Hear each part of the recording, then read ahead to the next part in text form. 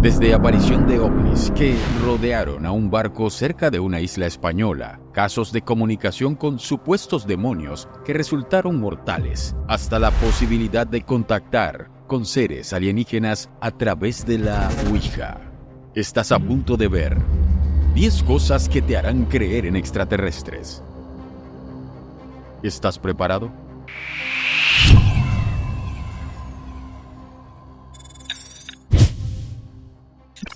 Durante muchos años, distintos investigadores y ufólogos han intentado explicar cuál es el origen del fenómeno ovni. La mayoría de ellos sostiene que estas extrañas naves y sus ocupantes provienen de otros planetas, pero hay otros que dan un paso más allá y sostienen que el misterio de los ovnis no es muy diferente a otros fenómenos como la presencia de fantasmas, duendes, monstruos e incluso ángeles y demonios. Número 1. Los demonios del genio renacentista. Se conoce como Renacimiento a una corriente cultural de los siglos XV y XVI, desarrollada principalmente en la ciudad de Florencia, en Italia, y en donde nació y creció una gran variedad de genios relacionados con las ciencias naturales y humanas, como la arquitectura, la ingeniería, la medicina, la escultura, el dibujo y otras áreas del conocimiento. En este tiempo de innovación y desarrollo tecnológico e intelectual, también hubo casos de encuentros cercanos con seres extraños. Uno de los hechos más increíbles fue el caso de Fazio Cardano, un matemático y jurista italiano que fue amigo del artista e inventor Leonardo da Vinci, y que en el año de 1491 vivió una experiencia extraordinaria que es considerada por los investigadores como uno de los casos más antiguos de encuentros cercanos con seres extraterrestres. Según cuenta su hijo, el también brillante Gerolamo Cardano, el encuentro ocurrió el 13 de agosto de ese año. Su padre se encontraba en su casa ubicada en la ciudad de Milán, cuando alrededor de las 8 de la noche, 7 hombres aparecieron de la nada en su cocina. Aquellos seres vestían túnicas o togas blancas de seda que emitían una luz casi enceguecedora. También notó que llevaban unas sandalias muy limpias y en la cabeza una especie de tiara o corona de aspecto griego antiguo. Según el matemático, aquellos seres parecían tener entre 30 y 40 años de edad y tenían una belleza deslumbrante. Cuenta Gerolamo que su padre no se alarmó ante estas presencias, muy por el contrario, se acercó y se animó a conversar con ellas. Es más, una de las primeras preguntas que hizo al verlas era cómo habían logrado ingresar a su casa. Por supuesto, no habían tocado la puerta ni habían atravesado las paredes. Los seres solo le respondieron que ellos estaban hechos de aire. Según el relato de su hijo, la conversación entre estas entidades y su padre duró 3 horas, tiempo en que hablaron sobre diversos temas filosóficos, principalmente sobre la vida y la muerte, la inmortalidad del alma, la existencia mortal en la tierra y Dios. Estas criaturas le mencionaron que su existencia estaba más cerca de los dioses que de los humanos y que suelen visitar de manera constante nuestro planeta. Al ver que eran seres muy inteligentes, Fazio les preguntó que por qué no compartían sus conocimientos con toda la humanidad. Ellos les contestaron que estaban prohibidos de hacerlo, pero que trataban de incumplir esa norma contactando con las personas de manera oculta, como lo estaban haciendo con él, o comunicándose a través de los sueños, la inspiración u otro tipo de sensaciones. Luego de la charla, aquellos 7 seres desaparecieron. Lo curioso del caso es que, al parecer, esta no era la primera vez que Fazio Cardano tenía contacto con extrañas criaturas.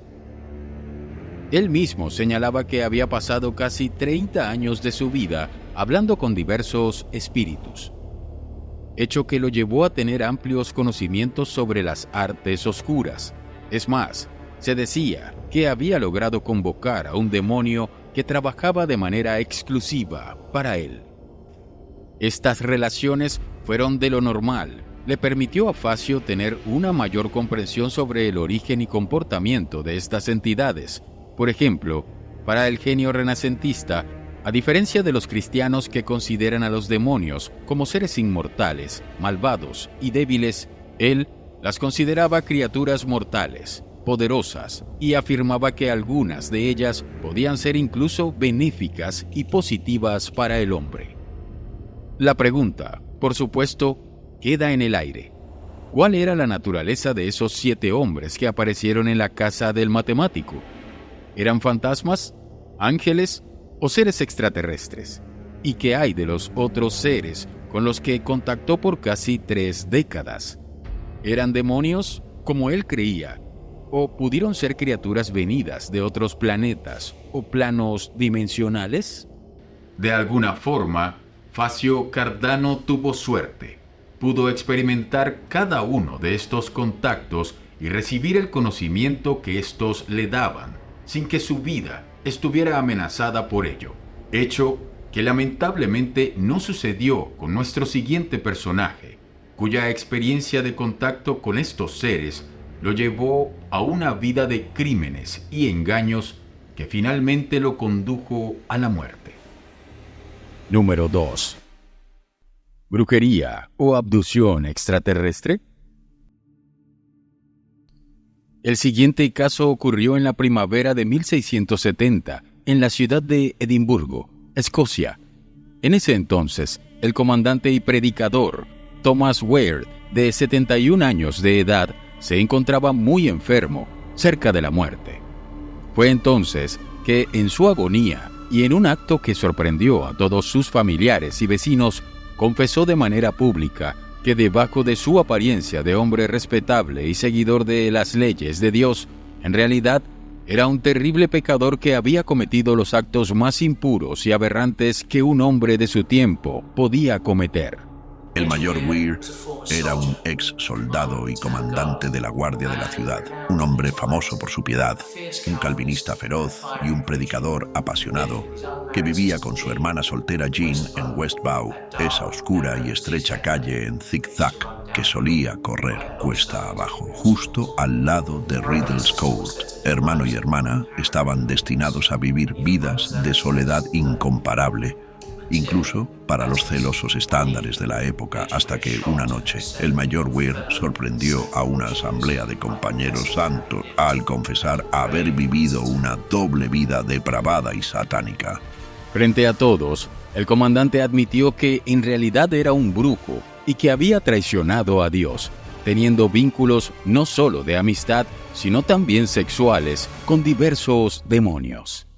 El predicador reveló que todo esto empezó cuando su hermana, Jane, y él fueron secuestrados varias veces por unas entidades demoníacas. El primero de estos casos ocurrió en 1648, cuando ambos fueron secuestrados y transportados a un carruaje de fuego, desde Edimburgo hasta la ciudad de Musselburgh, lugar donde conocieron a un misterioso hombre que le dio al ex militar diversos conocimientos sobrenaturales. Weir señaló que en estos secuestros él tuvo, además, relaciones sexuales con estos seres, y tanto él como su hermana habían ofrecido sus almas a estos demonios a cambio de distintas habilidades y poderes oscuros. Al ser la familia Weir miembros tan importantes de la sociedad, la confesión del comandante fue un verdadero escándalo. Los jueces, al ver el estado de salud y la edad del predicador, dudaron en creerle y le pidieron más de una vez que se arrepintiese de sus palabras y dijera que todo no era más que una mentira. Pero tanto Thomas como su hermana insistieron en confesar sus faltas. Al final, los jueces optaron por condenarlos. Jane fue acusada de brujería, mientras que Thomas fue declarado culpable por fornicación, incesto y bestialidad, pues no solo había aceptado haber tenido sexo con demonios, sino también lo habría hecho con animales e incluso con su propia hermana, Jane. Thomas Weir confesó tener una manada demoníaca y estar involucrado con el diablo. Confesó haber tenido relaciones incestuosas con su hermana, incurriendo en prácticas sexuales con otras mujeres, incluso bestialidades. No confesó haber hecho daño a nadie, lo cual también era inusual en sí mismo. Debido a que fue un shock para este caballero tan piadoso haber confesado cosas tan atroces, algunos miembros de su grupo religioso intentaron que un médico lo examinara en ese momento para decirle que debía estar sufriendo algún colapso mental. Tal vez estaba mentalmente perturbado. Ambos acusados recibieron la misma pena. Los hermanos serían quemados en la hoguera. Tomás fue ejecutado el 11 de abril de 1670 y su hermana Jane un día después. Se dice que hasta el último momento, los jueces le pidieron que negaran sus confesiones, pero ellos se negaron en todo momento de hacerlo. La tradición cuenta que las últimas palabras de Tomás fueron: he vivido como una bestia y tengo que morir como una bestia. Algunos investigadores se sorprenden por la forma tan vehemente con que Thomas Weir confesó los encuentros que había tenido con estas entidades demoníacas.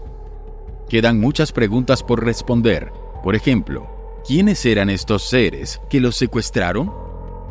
¿Qué eran en realidad esas carrozas de fuego? ¿Que era capaz de ir velozmente de una ciudad a otra? Y sobre todo, ¿cómo explicar estos encuentros sexuales que tanto Thomas como su hermana juraban haber tenido con estas criaturas de apariencias demoníacas? Los estudios del fenómeno ovni encuentran en la historia de Thomas Weir y su hermana Jane grandes similitudes con los casos actuales que se tienen de las personas que aseguran haber sido abducidas o secuestradas por seres extraterrestres, ya sea por la descripción de la nave, la presencia de extraños seres que los secuestran e incluso por los encuentros sexuales que algunos testigos aseguran haber tenido durante la abducción. ¿Y tú? ¿Crees que esta historia trata de un caso de brujería o de contacto con demonios? ¿O más bien, se trataría de un típico relato de abducción por parte de seres extraterrestres? Definitivamente, los tiempos han cambiado, y a diferencia de los años en que vivió Thomas Weir, hoy en día no se condena a la hoguera a las personas que afirman haber tenido contacto con seres extraños. Es más, en este siglo XXI, mucha gente suele ir a ciertos lugares donde el fenómeno ovni se da de manera constante para buscar fotografías o filmar a algunas de estas naves e incluso para poder vivir la experiencia de conocer y contactar con alguno de sus ocupantes. Número 3. Las mitras, el escondite de los ovnis. México es uno de esos puntos clave en el mundo en donde el fenómeno ovni se muestra de manera constante, ya sea en sus desiertos, volcanes, mares o sobre sus ciudades. Justamente, uno de esos hotspots en donde las personas aseguran que la presencia tanto de naves como de sus ocupantes es continua, el llamado Cerro o Sierra de las Mitras, ubicado en el estado de Nuevo León, y que debe su curioso nombre debido a que la forma de sus montes son muy parecidos a las mitras o el turbante que usan en la cabeza los obispos católicos. En este lugar, muchos investigadores han logrado no solo ver, sino también fotografiar y filmar la aparición de estas naves, e incluso a algunos de sus tripulantes.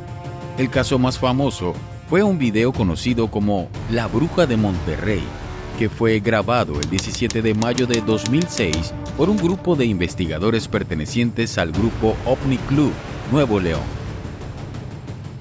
Este objeto que flota sobre un cerro fue captado por un grupo de videoaficionados. La difusión de estas imágenes causaron gran conmoción. Comenzaron a notar que aquella mancha flotante lucía como una persona encorvada que vestía una túnica con capucha puntiaguda. Incluso hubo quien aseguró que parecía volar sobre una escoba. Así llegaron a una primera conclusión. Tal vez aquello era una bruja. En las imágenes puede verse claramente la figura de un extraño ser de color negro, encorvado, volando muy cerca de este cerro. Y el desplazamiento es impactantísimo porque es exactamente la misma velocidad, la misma dirección, la misma distancia. Mantiene una constante. Y la misma altura, la misma distancia con el cerro y la misma altura. Nunca varía. Y cualquier aparato que vuela, yo acabo de hablar con el piloto, con un compadre mío que es piloto, Y le dije, mira, ve esto, lo vio el video conmigo y me dijo cualquier cosa que fuera, que un ala delta, que un parapente, que un hang glider, que un papalote, un globo, aunque sea de 4 metros el globo, cualquier cosa me dijo que pase en ese chiflón cuando pasa sobre la parte que es como un diente así al revés, ¿verdad? Lo voltearía y lo llevaría o hacia arriba o hacia abajo. Nada vuela tan constante. Así como las imágenes de la llamada Bruja de Monterrey, existen decenas de videos de personas que han grabado estas extrañas apariciones, así como luces y objetos inexplicables en las proximidades del cerro Las Mitras.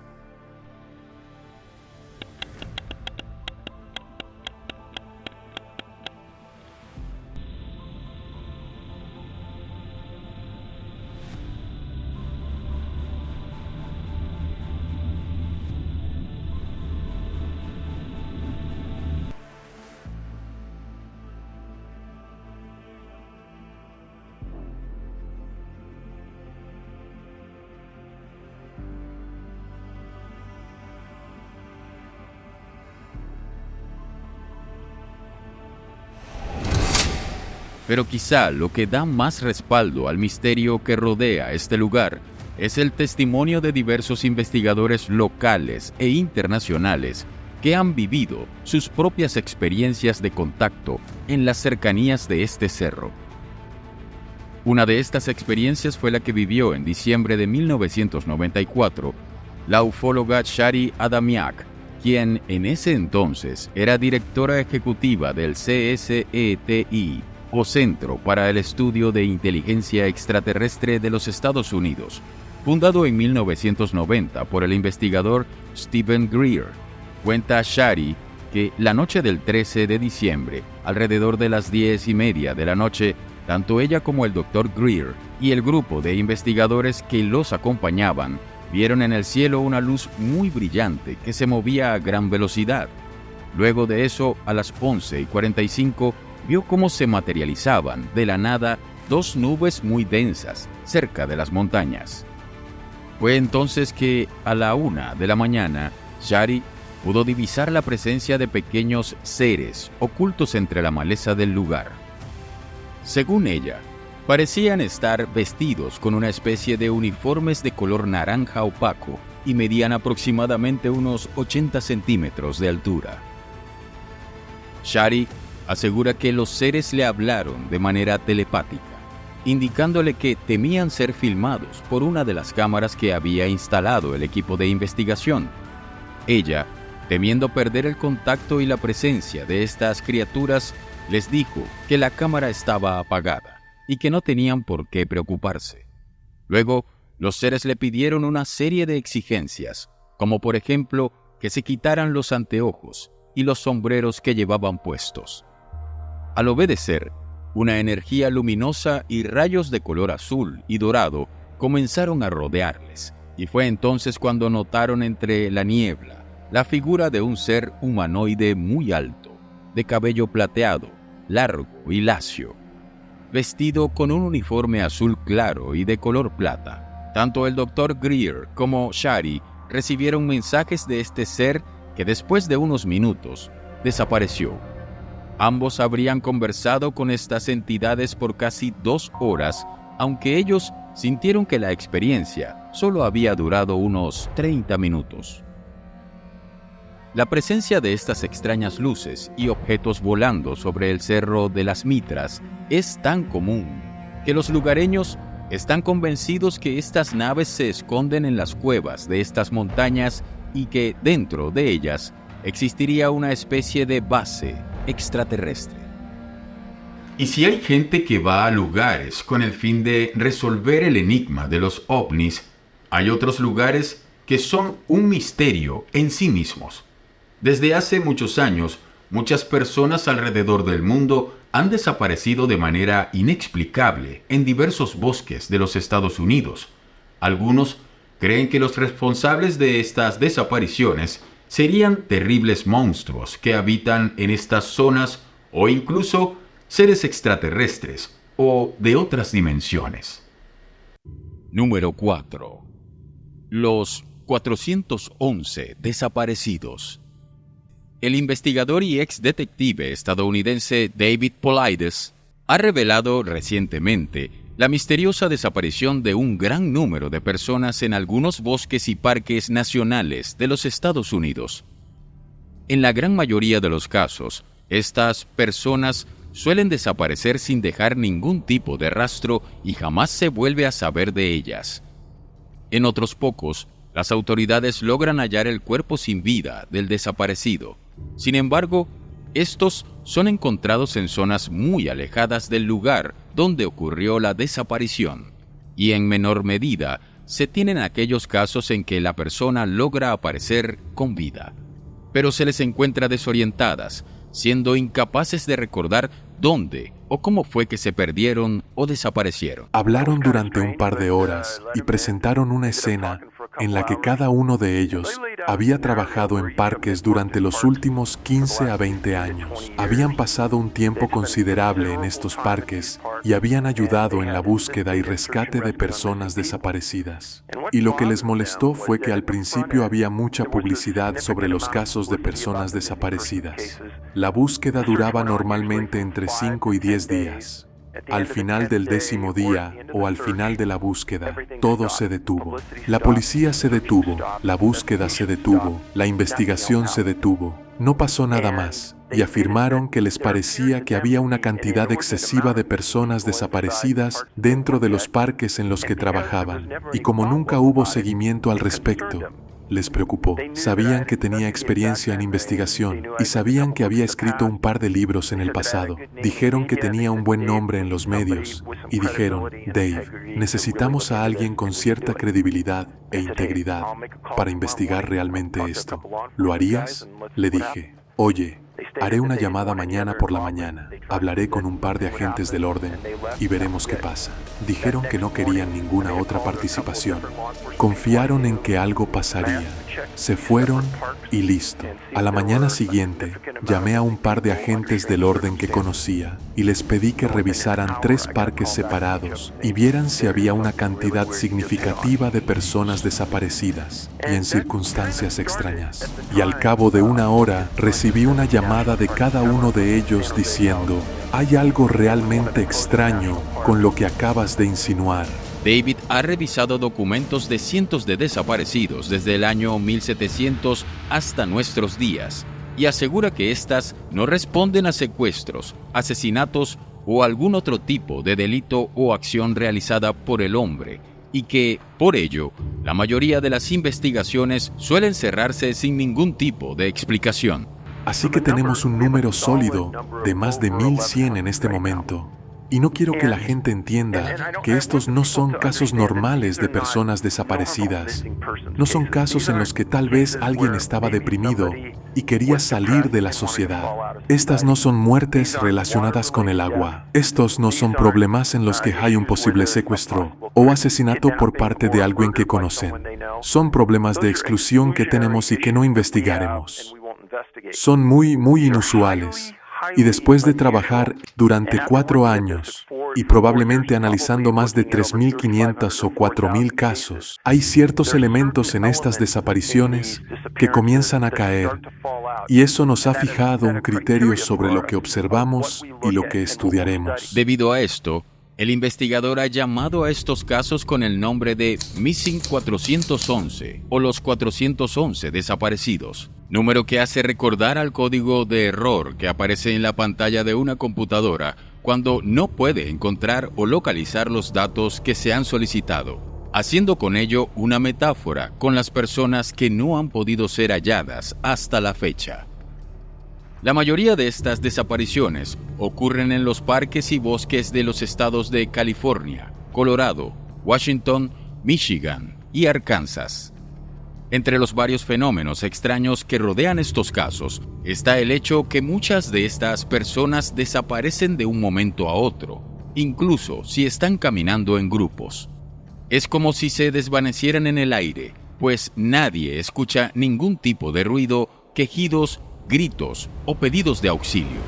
también ocurre que en alguno de estos bosques, los perros entrenados para este tipo de búsquedas extrañamente no suelen percibir el aroma del desaparecido y simplemente se rinden o se niegan a seguir el rastro de la persona. Estos son algunos de los criterios con más del 90% de estos casos, quizás 95%. Hay mal tiempo asociado con la desaparición y estamos hablando de múltiples tipos diferentes de mal tiempo.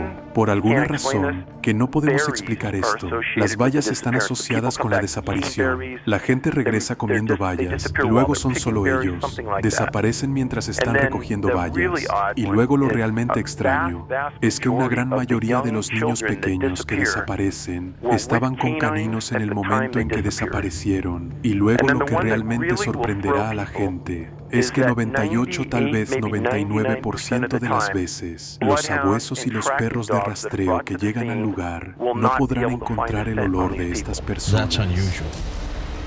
En muchas partes del mundo, diversos investigadores del fenómeno paranormal hablan de montes o lugares naturales que estarían embrujados o encantados y que suelen atraer a las personas para luego hacerlas desaparecer. Por otro lado, en el mundo de la criptozoología, es decir, la rama que investiga la posible existencia de criaturas legendarias o mitológicas, se habla de animales depredadores o monstruos que son capaces de mimetizarse con el ambiente de la selva o los bosques para atacar a seres humanos. En cambio, en el mundo de la ufología, se cree que detrás de estas desapariciones estaría la raza extraterrestre conocida como los reptilianos, especie humanoide con forma de reptil que secuestraría a las personas para realizar diversos experimentos genéticos con ellos o simplemente los cazan para alimentarse de su sangre y cuerpos. Y las personas se encuentran, ya sabes, semiconscientes, inconscientes, actuando, supongo, casi en un estado de zombie. He visto fotografías de algunos de los niños que se encuentran y hay una mirada distinta. Sus globos oculares están tan abiertos que es casi como la mirada de un ciervo ante los faros. Entonces, ¿han visto algo que puede haberlos asustado muchísimo, David? No sé. Esa es una gran pregunta. A la fecha, David Paulides ha continuado con sus investigaciones y ha descubierto que estas desapariciones no se limitan a los Estados Unidos. Al parecer, existirían casos y patrones similares en países tan diferentes como Noruega, Tailandia o Brasil, haciendo más grande aún el misterio que rodea este tema. ¿Es posible que exista un origen común que vincule este tipo de desapariciones? ¿Tú qué opinas? Pero no solo los bosques de nuestro planeta guardan innumerables secretos que aún no son revelados. De alguna manera, nuestros océanos y mares ocultan también un sinfín de misterios en sus profundidades. Hay quienes creen, por ejemplo, que el avistamiento de naves extraterrestres es mucho mayor en estos lugares debido a que existirían bases de civilizaciones alienígenas construidas en el fondo marino. Número 5. Rodeado por 50 ovnis. El 6 de febrero de 1979, alrededor de las 9 de la noche, el capitán José Luis González, que comandaba un buque que transportaba gas natural llamado Tamanes, observó al menos 50 luces de color rojo y amarillo muy cerca de la isla española Formentera, ubicada en el mar Mediterráneo. En un principio, la tripulación pensó que se trataba de señales o bengalas que enviaba un barco para pedir auxilio, así que se acercaron para ayudar a esta supuesta embarcación. Sin embargo, el radar no detectó ningún tipo de buque cerca del Tamanes. Tampoco recibieron ningún tipo de comunicación por radio pidiendo ayuda. Pero eso no fue todo.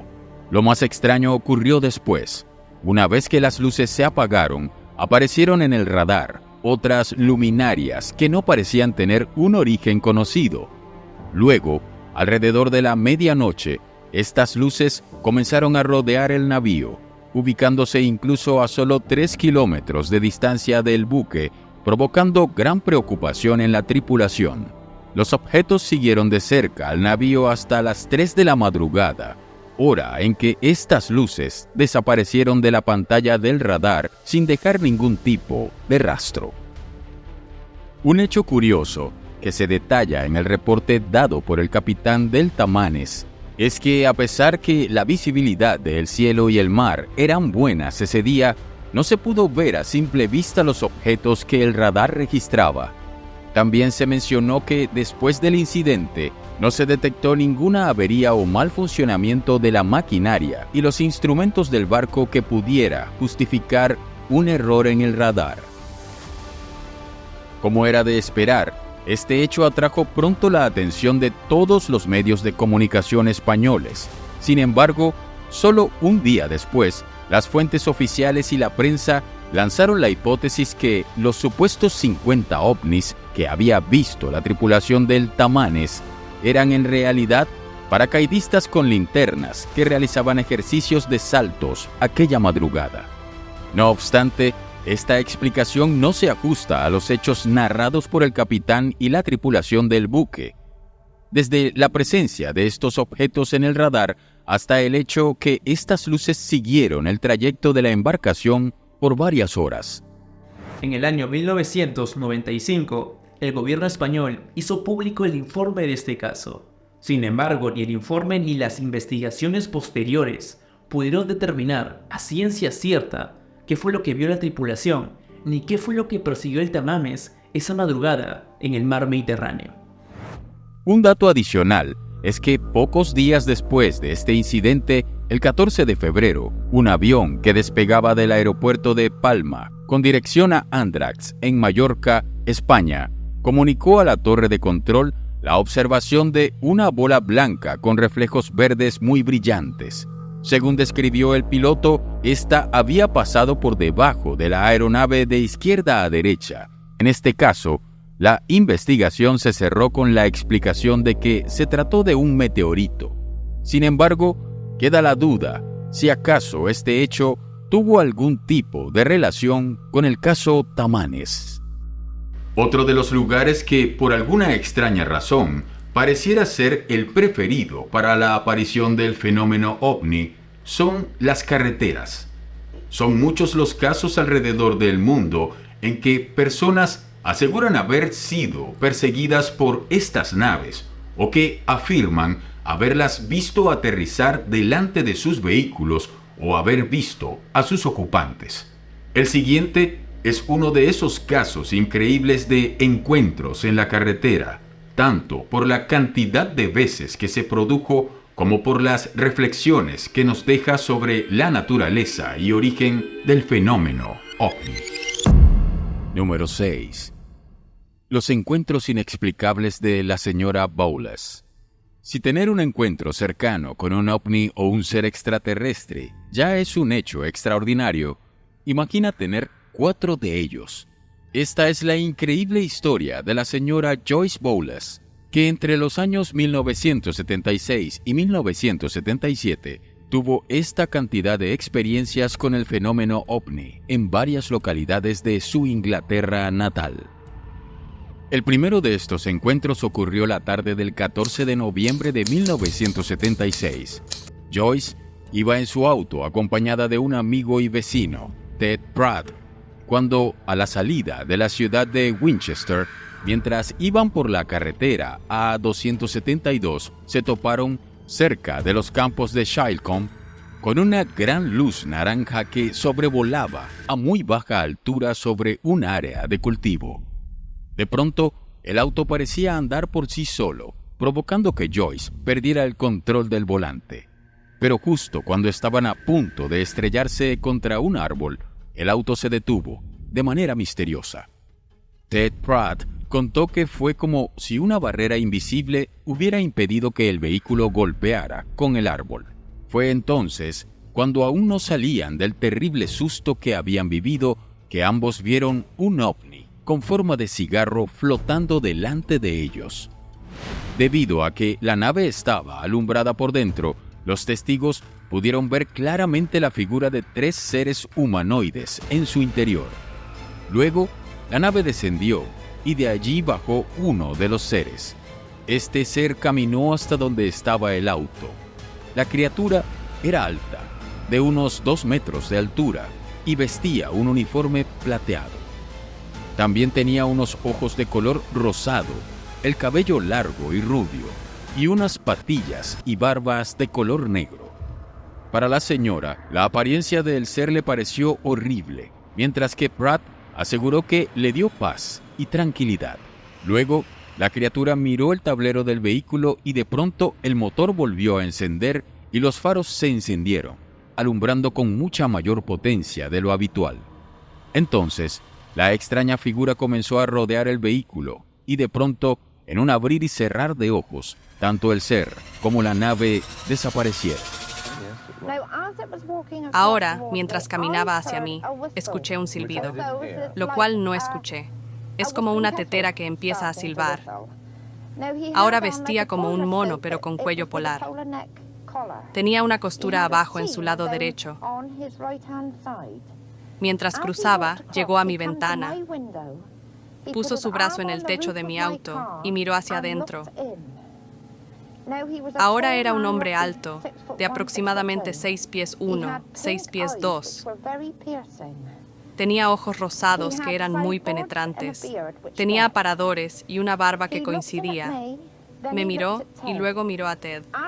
Después de mirar a Ted, miró mi tablero y mientras miraba el tablero, el motor de mi auto arrancó.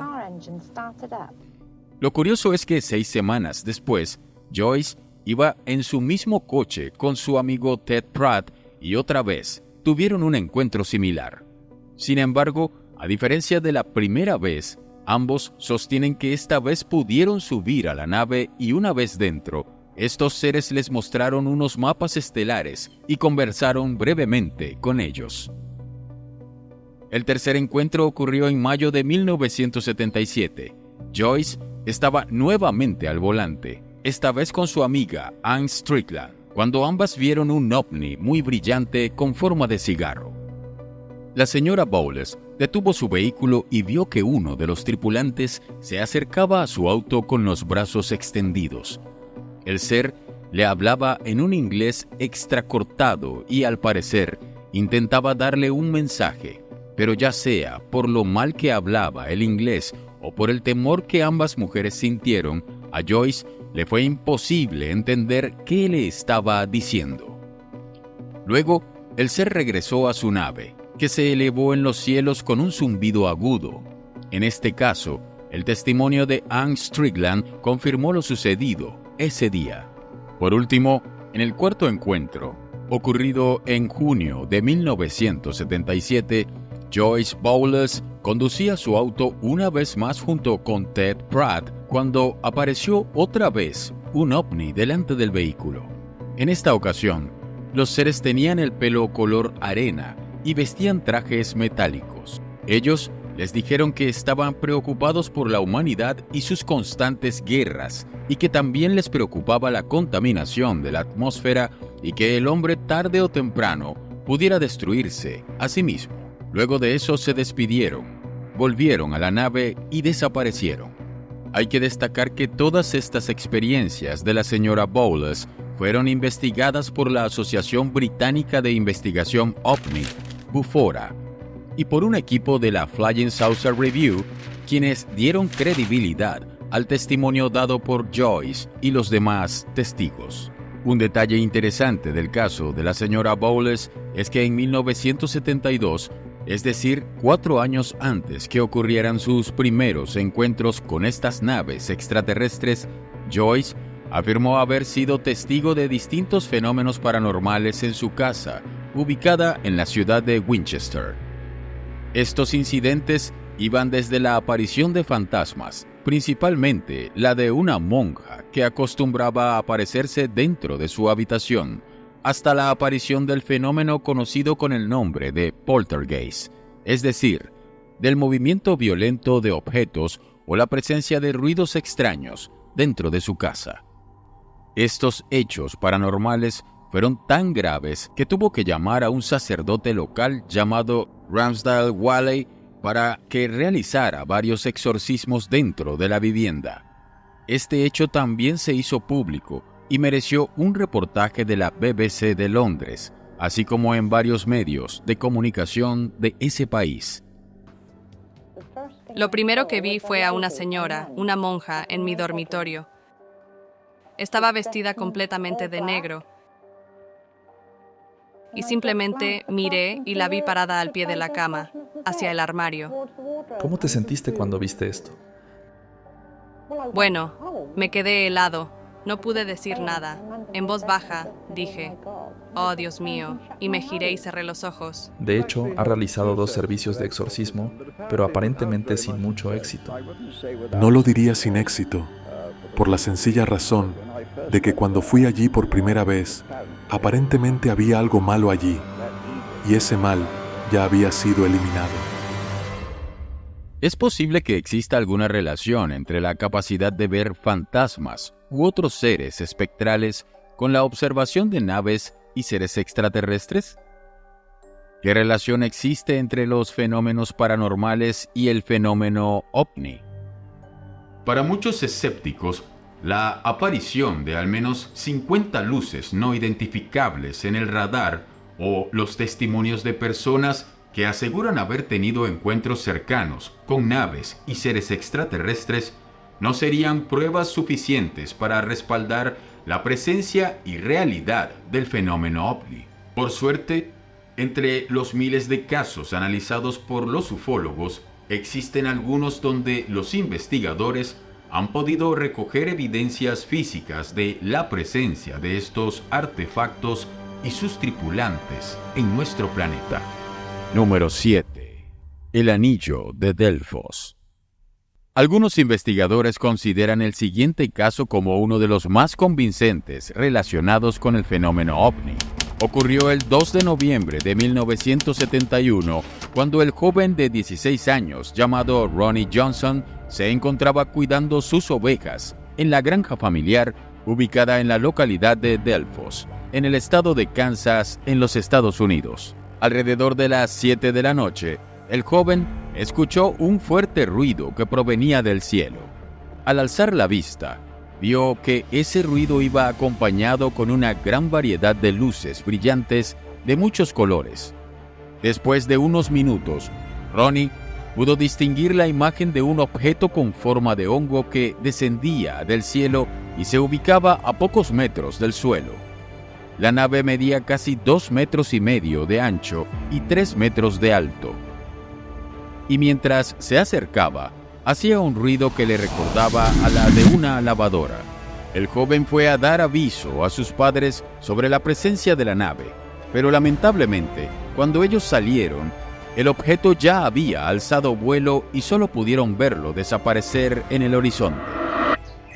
De todos modos, iba a entrar al cobertizo y escuché un estruendo y sonó como un camión grande, un semirremolque yendo por la carretera, como las llantas o la lavadora se habían desequilibrado.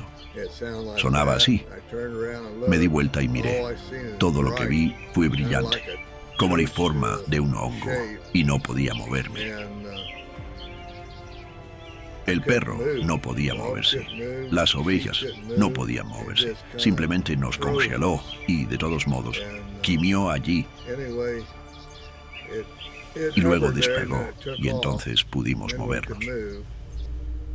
Sin embargo, lo increíble de este incidente es que la nave dejó una evidencia física de su aparición y de su vuelo tan cercano al campo de la familia Johnson. Era una huella circular con forma de anillo que además tenía una especie de brillo que la hacía visible en la oscuridad. La madre de Ronnie la describió como una costra resbaladiza y parecía como si la tierra de esa zona estuviera cristalizada. Hizo un círculo y estaba como brillando. Y hay un punto allí en el lado oeste.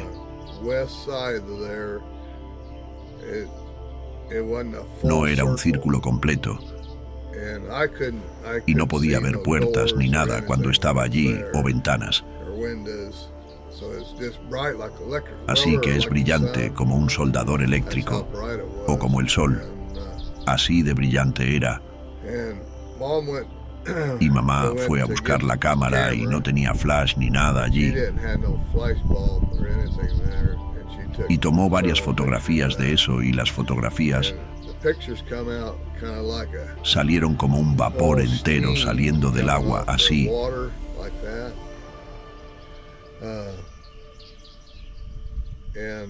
Y quemó los árboles. Hay 3 árboles allí muy juntos.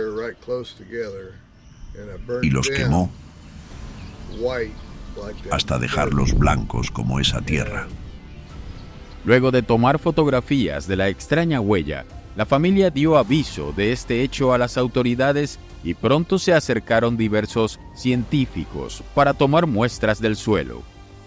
Un hecho sorprendente fue que descubrieron que la vegetación que se encontraba dentro de aquel anillo había adoptado propiedades que le hacían repeler el agua. Uno de los investigadores que se acercó al lugar echó agua sobre esta zona afectada y, para su sorpresa, el agua tomaba la forma de gotas como si el líquido se hubiera vertido sobre una superficie de vidrio. Uno de los científicos que llegó a analizar las muestras, el doctor Errol Farouk, concluyó que los restos dejados en el lugar en que el ovni se había presentado eran auténticos y que no se trataba de algún tipo de rastro natural dejado por hongos venenosos o algún hecho similar. Es más, concluyó que lo más probable es que en ese lugar se produjo, en efecto, el avistamiento genuino de un ovni. Lamentablemente, a pesar de las pruebas físicas que dejó este incidente, los estudios y análisis que realizó el Dr. Farouk fueron rechazados por las revistas científicas debido a que, según le dijeron, estaba investigando un tema que era considerado inapropiado para la comunidad científica. Es importante destacar que no es la primera vez que se produce la aparición de estos anillos luminosos luego del supuesto aterrizaje de un ovni.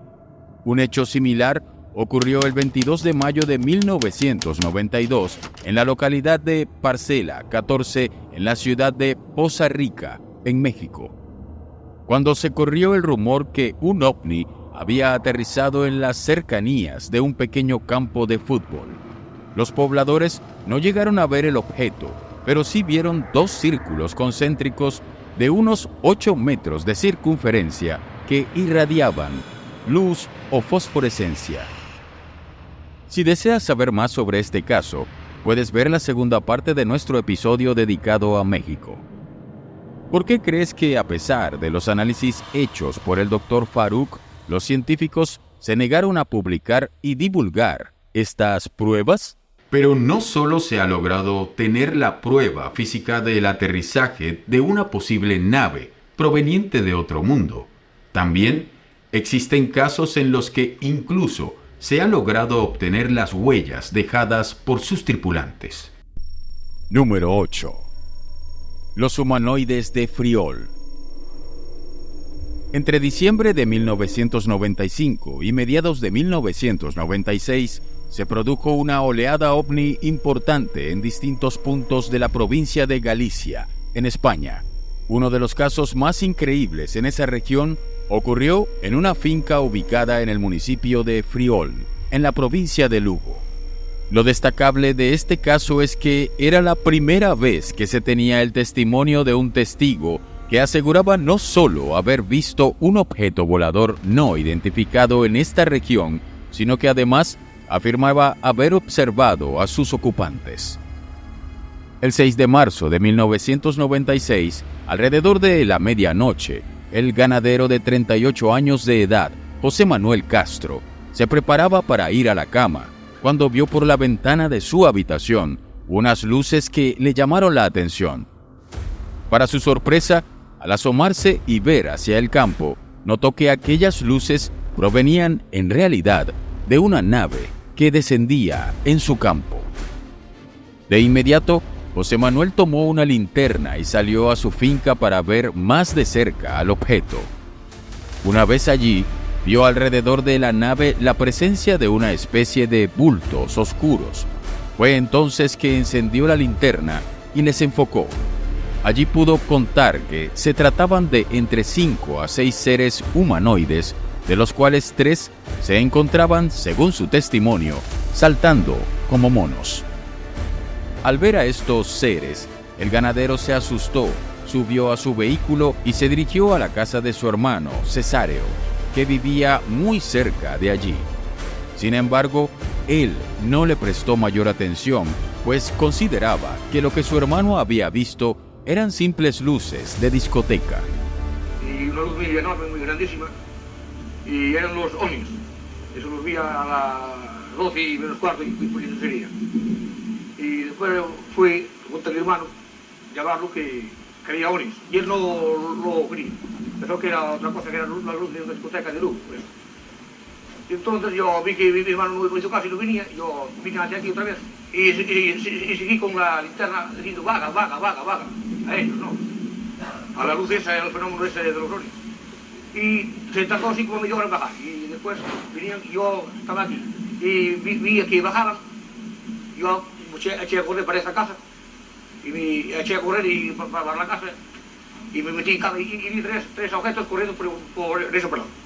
Manuel jamás había visto nada parecido. Su prado se convirtió en un lugar de aterrizaje y 3 pequeños humanoides descendieron de aquella esfera que él casi no daba crédito a ver.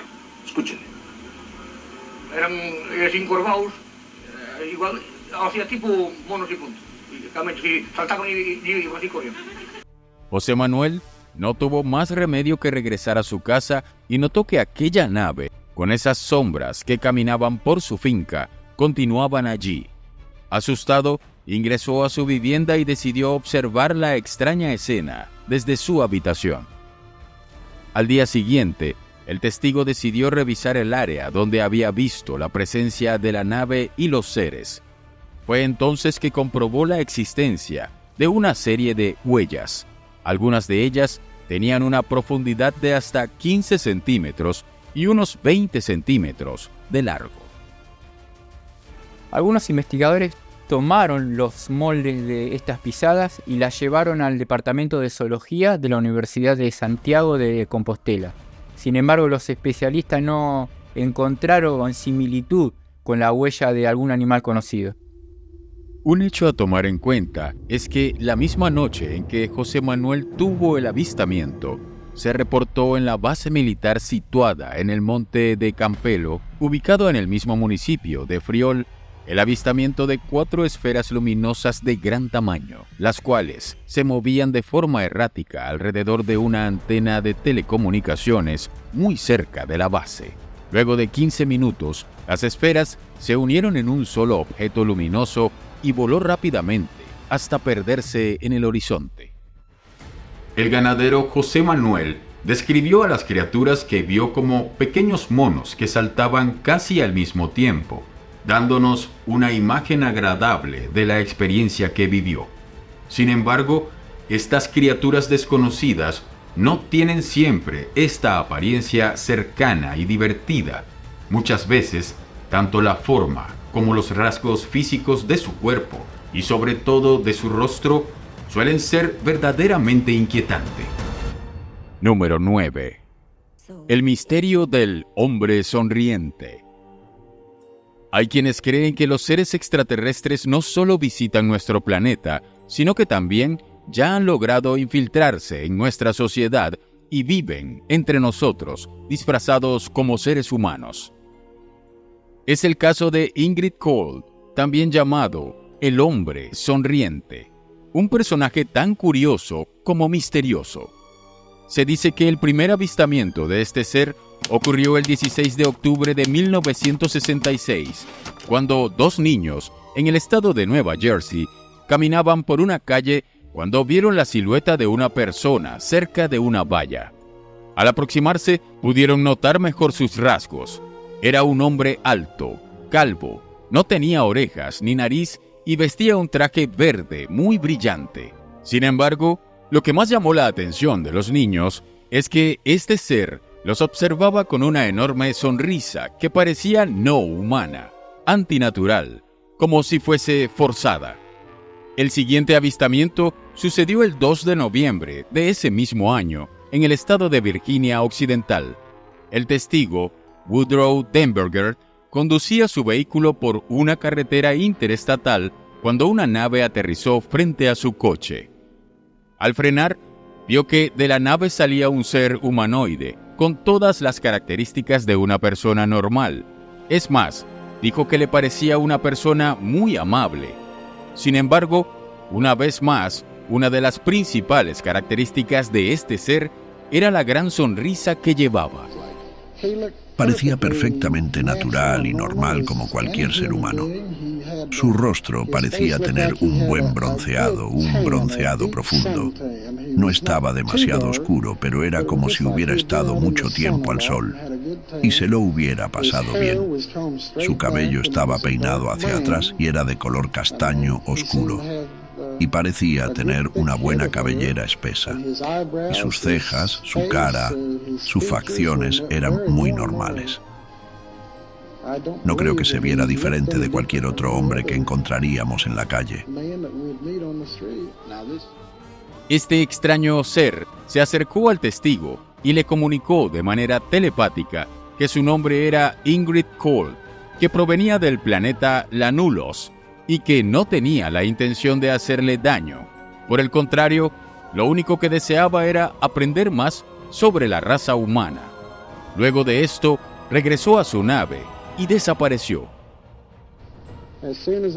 Tan pronto como me detuve, se abrió una puerta en el costado de este vehículo y este hombre salió y vino directamente hacia mí, o vino hacia el camión.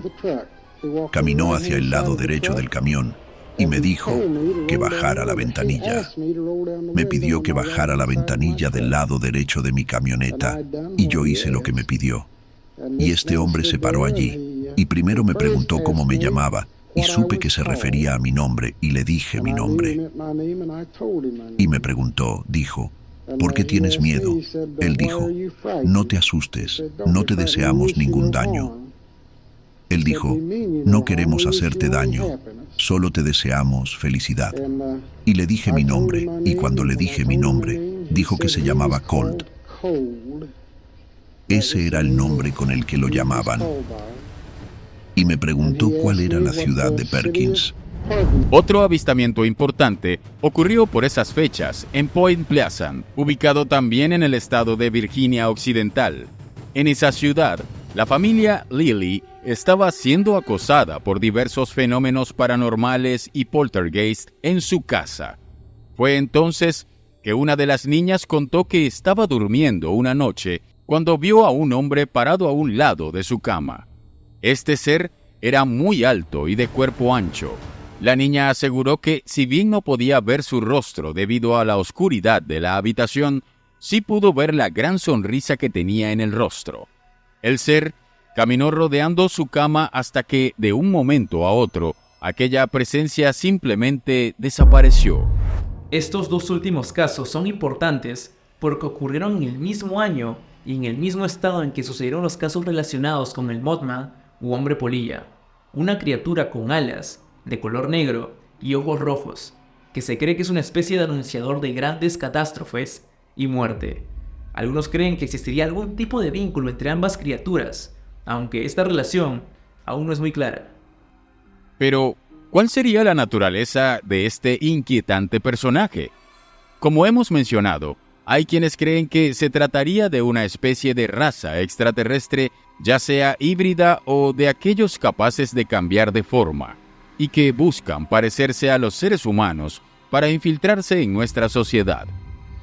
Hay otros, en cambio, que consideran que se trata de una criatura más bien vinculada al mundo de la criptozoología, es decir, que sería una especie de monstruo de aspecto humano que busca acechar a las personas. Otros los vinculan con los hombres de negro y por último están aquellos que, basándose en casos como el de la familia Lilly, creen que se trataría de seres sobrenaturales como una especie de fantasma o demonio.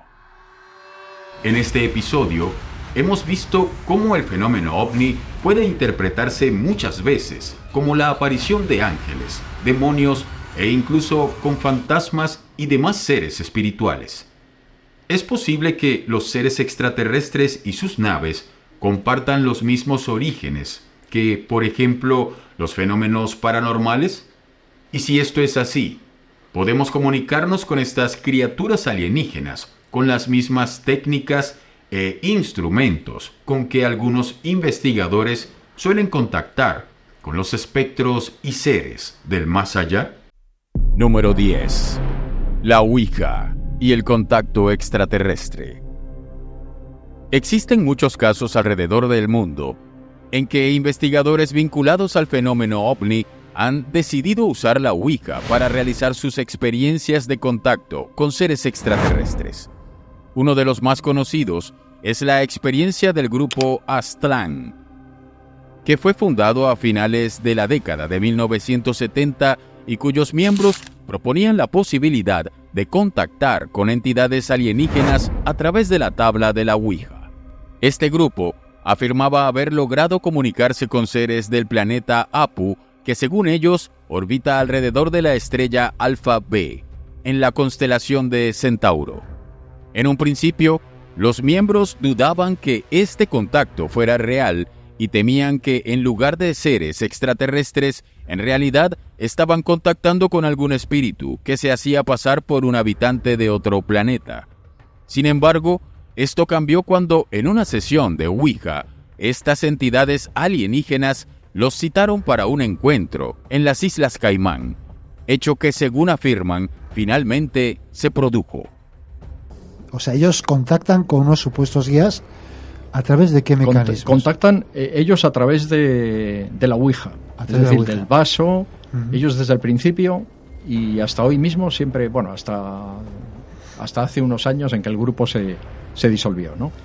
Siempre se han centrado sobre la Ouija. ¿Y por qué no otras técnicas que otros grupos consideran más evolucionadas? Porque otros grupos han pasado por la Ouija, por el vaso, y luego han ido a lo que ellos consideran más evolucionado, que es el contacto más espiritual. Sin embargo, el grupo Aztlán lo ha justificado en que en la canalización, siempre en la canalización hay un solo canal que transmite y escribe el mensaje. Dicen que se pueden dar muchas personalizaciones, muchas individualizaciones del mensaje, es decir, como contaminaciones del propio yo, ¿no? O que pueden haber lo que llaman interferencias, ¿no? De otros espíritus de más bajo nivel energético y tal. Mientras que a través del vaso son varias personas las que están poniendo el dedo, el vaso se mueve, es decir, es más difícil de que haya esas interferencias o personalizaciones, ¿no? Otro grupo de similares características fue el grupo Maya, también español, que aseguró haber contactado con una entidad llamada Talct y que solía transmitirles mensajes pacifistas y ecológicos para la humanidad. Este ser les reveló que antes de nuestra civilización habrían existido otras y que pronto las pruebas de su existencia serían descubiertas.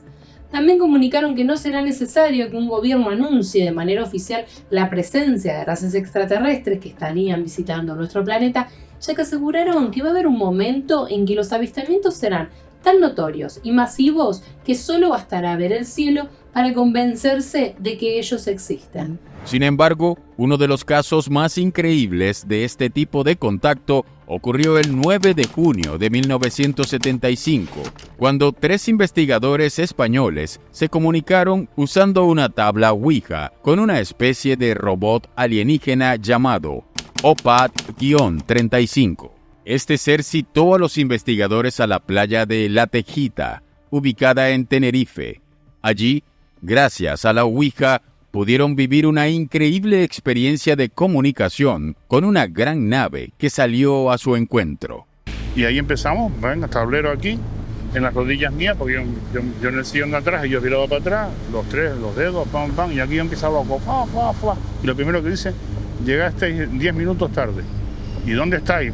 Y el vaso salía, estaba mirando porque tenía el tablero en mis rodillas, ¿no? ¡Bum! Y se caía al suelo del coche, vengo otra vez. ¿Pero dónde estáis? Salía del tablero. O sea, que era como si estuviera señalando allí, a la luz. A la luz no, al traste. No era una luz, era un pedazo de bicho que había ahí. Ah, que sois vosotros los que estáis ahí. Sí, el vaso. Siempre al centro y del centro sí, no y las letras, ¿no? Bueno, cada vez que tocaba el sí, pues eso. Y nos podéis hacer una señal.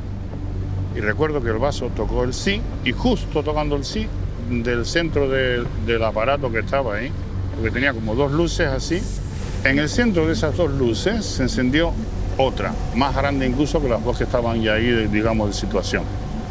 Enorme en el centro. Bueno, vale, el vaso viene al centro. Aquí está encendido. ¿Lo puedes apagar? El vaso vuelve otra vez, toca el sí.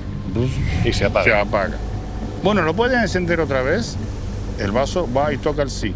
Automáticamente otra vez, ¡wow! Se vuelve. Enciende. Vuelve al centro. ¿Lo puedes apagar? La secuencia siempre es la misma. Sí, y se apaga. Tercera vez. Pero esta herramienta no solo ha servido para contactar con seres de otros planetas. Otro grupo de investigadores han optado también por el uso de grabadoras y otros artefactos para la grabación de psicofonías, es decir, sonidos o voces que se creen son originadas por entidades sobrenaturales o, en este caso, extraterrestres.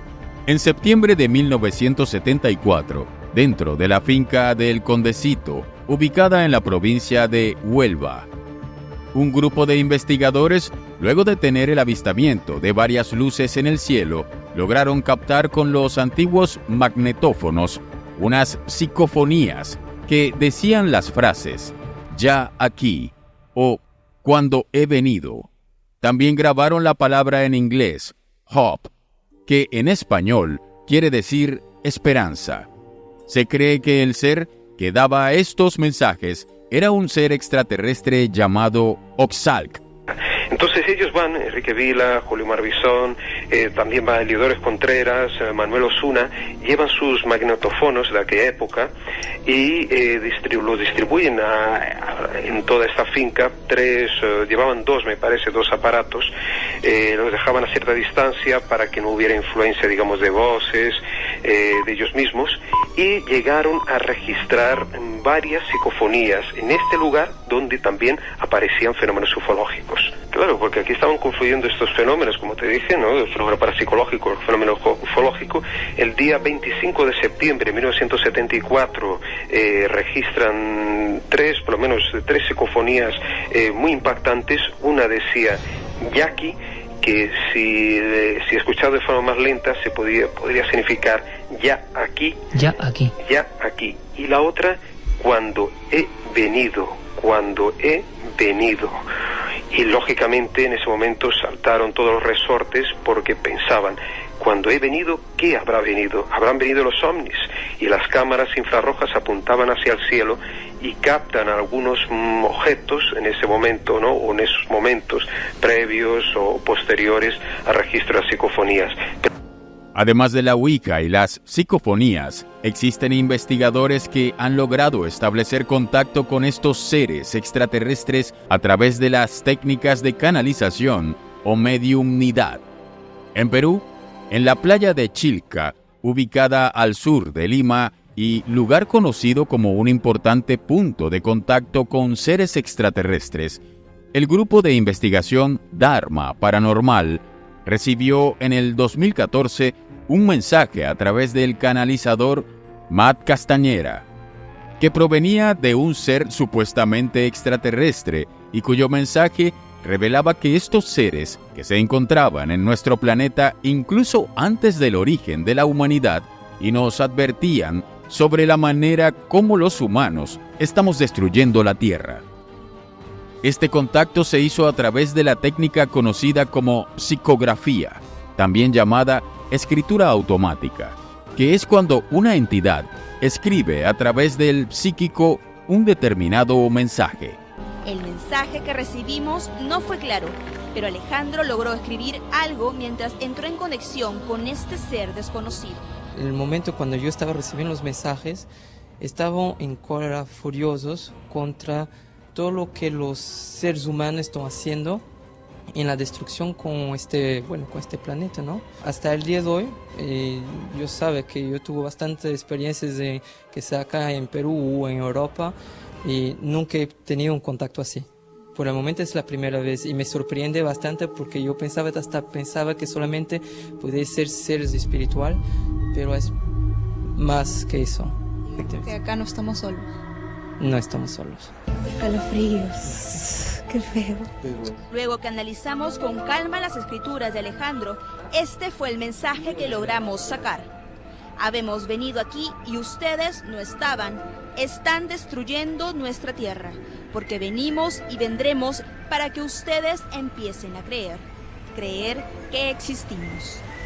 Es importante mencionar que tanto investigadores de fenómenos paranormales como ufólogos advierten que el uso de herramientas como la tabla de la Ouija y otros artefactos usados para la comunicación con entidades desconocidas no deben ser utilizados por personas que no tienen el conocimiento o la preparación física y espiritual adecuados para realizar este tipo de contactos, pues podría ser muy perjudicial y hasta peligroso para ellas.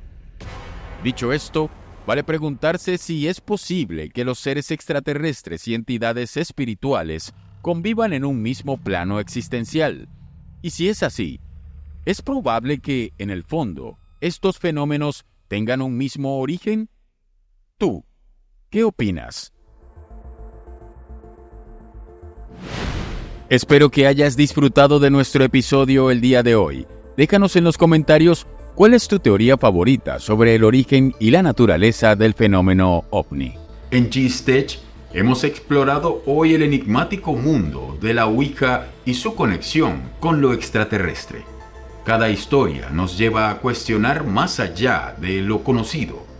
¿Qué piensas tú? Deja tus comentarios, suscríbete al canal para no perderte de futuros misterios y si te atreves, conviértete en miembro para descubrir secretos aún más profundos. Al final, la elección de creer es tuya.